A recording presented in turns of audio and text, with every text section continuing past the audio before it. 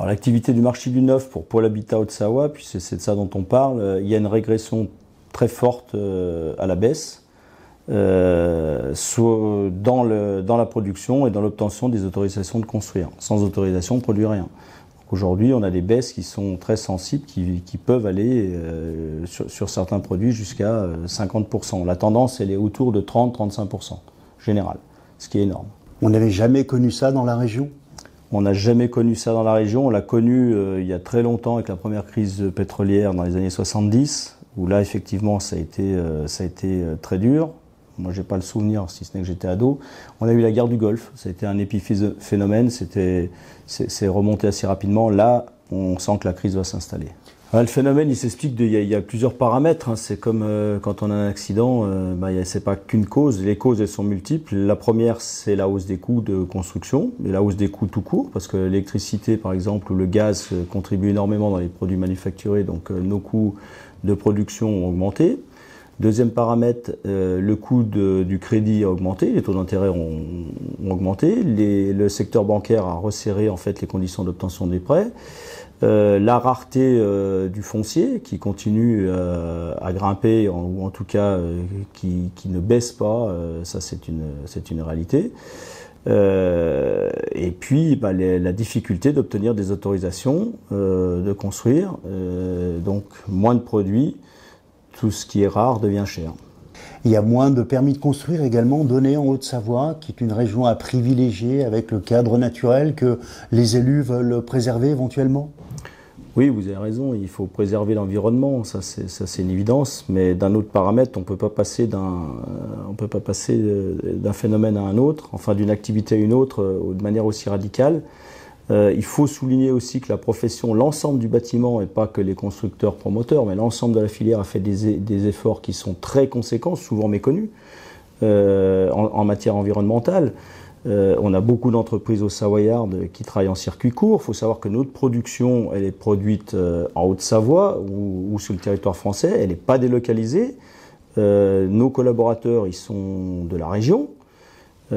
Proches, voire même des villages ou des villes où sont positionnées les entreprises. Donc oui, il faut préserver la nature, ça c'est une constante et c'est vrai. Mais d'un autre côté, il faut pas caricaturer nos professions parce que des efforts comme dans l'industrie ont été faits dans le bâtiment et sont faits encore. On est un territoire dynamique au niveau économique, attractif au niveau naturel. Il y a toujours autant de demandes. Comment ça va se passer prochainement s'il n'y a plus de logements neufs à disposition ? On est un territoire attractif, oui. On a une particularité, c'est qu'on a une zone frontalière avec nos amis suisses. Il n'y a pas vraiment de difficulté pour aller travailler en Suisse. Il y a une différence de salaire qu'il ne faut pas nier. Il faut regarder l'État comme il est et regarder la réalité. Mais la demande diminue très fortement. Donc oui, il va y avoir des conséquences, et il y a déjà des conséquences sur le logement. Peut-être ce qu'on a du mal à identifier, en tout cas nous dans la profession on l'identifie, c'est qu'à un moment, il y a une production de logements qui se fait en Haute-Savoie, qui n'est pas que pour, si on a des départements riches, que pour des personnes fortunées. On construit aussi pour des personnes qui travaillent, qui ont besoin de se loger, qui ont besoin d'avoir les logements économiques. Et aujourd'hui, cette production, elle est en berne, elle est quasi à l'arrêt. Donc ça va poser des problèmes au-delà du secteur du bâtiment et de la promotion-construction, ça va poser des problèmes sociétaux. Il faut en tenir compte et je pense qu'aujourd'hui, c'est un des critères dont on ne tient pas compte au niveau politique et au niveau administratif. Est-ce que vous voulez dire que les conséquences peuvent être terribles au niveau social pour tous les autres corps de métier qui dépendent du bâtiment ? Alors, les conséquences terribles, dans tout ça, faut rester optimiste. Mais oui, un exemple tout simple, c'est qu'aujourd'hui, on va prendre le personnel hospitalier ou le personnel qui est dévolu à l'encadrement dans les MAPAD ou dans les maisons de retraite de nos personnes âgées, donc nos parents. Il y a personne aujourd'hui, en tout cas. Toutes ces sociétés-là, tous ces organismes sont en recherche de personnel.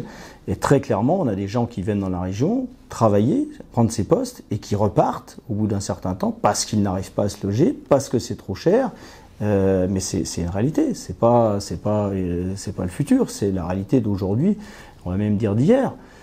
Mais ça a des conséquences, par exemple, sur la génération, si je prends mon cas, la génération de mes parents ou de mes grands-parents, s'ils étaient aujourd'hui en maison de retraite, ça va être compliqué. Les hôpitaux, je pense que c'est compliqué. L'enseignement, ça va être compliqué. L'administration générale, on voit bien que c'est très compliqué. Mais ça, c'est lié au logement. Bien sûr. On est d'accord que tout le monde ne travaille pas en Suisse. Il y a encore plein de gens qui ne travaillent pas en Suisse, qu'il faut loger. Tout le monde ne travaille pas en Suisse. Nous, dans nos entreprises, en tout cas, la majorité de nos adhérents travaillent en France, travaillent chez nous, en Haute-Savoie. Bon, on est dans une frontalière. C'est un avantage, c'est un atout. Il faut le reconnaître, c'est vrai, mais c'est aussi un inconvénient. Et aujourd'hui, c'est vrai que les solutions à ce niveau-là d'équilibre salariaux entre des salariés français et des salariés suisses, il n'y a rien qui est en place. La solution, difficile de l'imaginer, mais il va bien falloir que quelque chose se passe. Est-ce que vous vous sentez écouté des pouvoirs publics, comme la préfecture par exemple? Pour être très clair et peut-être direct, pas vraiment. On voit les difficultés que l'on a, difficultés d'obtention des autorisations. Alors on sait qu'on a bien pris conscience maintenant qu'on est dans un secteur compliqué, qu'il faut en tenir compte dans le cadre de la démarche environnementale. On fait des efforts à ce niveau-là. Mais au niveau, que ce soit au niveau préfectoral, de l'État, du département, des communes, le sujet est tabou dès l'instant où on parle de construction. Souvent, il est tabou. Un exemple tout simple, il y avait un adage qui disait qu'il y avait des maires bâtisseurs. Je crois qu'aujourd'hui, il n'y a plus de maires bâtisseurs. Parce qu'aujourd'hui, le sujet de la construction devient un sujet sociétal et un sujet tabou et sujet à polémique. Néanmoins, il faut qu'on arrive à se loger. Et il faut que nous, nos entreprises, arrivent à se développer et travailler normalement. Alors c'est un vrai problème de logement, notamment en plaine.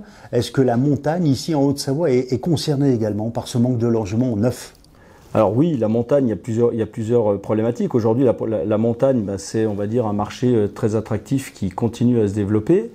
La montagne, on a le problème des lits chauds, des lits froids, qui est géré, et c'est pas facile, je pense, pour nos élus au Savoyard de gérer tout ça. On sent aujourd'hui qu'il y a un engouement sur la montagne, vraisemblablement qui ne va pas durer. Il faudra aussi limiter les constructions dans les espaces naturels. Bien évidemment, il faut que nos stations gardent leur identité. C'est notre identité au Savoyard, c'est une évidence. Et encore une fois, il faut qu'on protège, nos stations, nos villages, mais il faut aussi qu'on arrive à se loger. C'est un équilibre qu'il faut trouver. Et cet équilibre, il est de plus en plus compliqué à trouver. En tout cas, nous, dans nos professions, on a de plus en plus de mal à travailler. Il y a des règles qui changent en permanence. C'est pas qu'en montagne, c'est en montagne et en plaine, sur l'ensemble du territoire. On fait évoluer les règles d'urbanisme tellement vite qu'on n'a pas encore, pour certains, promulgué des lois qu'on est déjà sur la suivante. Donc aujourd'hui, c'est compliqué pour les administrations de délivrer des permis, de savoir sur quel pied on va danser. Oui, c'est compliqué. L'équation n'est pas simple à régler, mais on va au-devant de difficultés, peut-être dont on ne prend pas conscience, qui sont difficultés de logement des personnes, des citoyens. Comment vous voyez l'avenir ? Moi, je suis positif, je vois l'avenir de manière positive. On est face à des difficultés, on est face à un changement de société, c'est clair. Il n'y a pas que le bâtiment. Voilà, il faut qu'on regarde un petit peu plus loin que le bout de notre nez. On a des difficultés, elles ne sont pas simples à relever.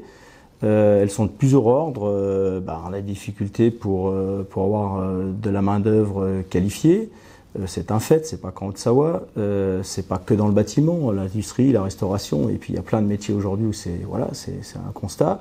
On a des difficultés pour obtenir des autorisations, on a des difficultés pour que nos concitoyens arrivent à se financer, mais il faut garder l'optimisme. On a fait des efforts, on va pas s'arrêter, la profession va pas s'arrêter. Peut-être qu'il faut qu'on communique plus sur ces efforts-là. Mais moi, je suis optimiste, réaliste. C'est clair qu'on est passé d'années euphoriques, on va dire, post-premier confinement. Il faut aujourd'hui qu'on s'adapte au marché. Par la force des choses, on va le faire. Mais en tout cas, pas défaitiste, optimiste, pour qu'on trouve des solutions.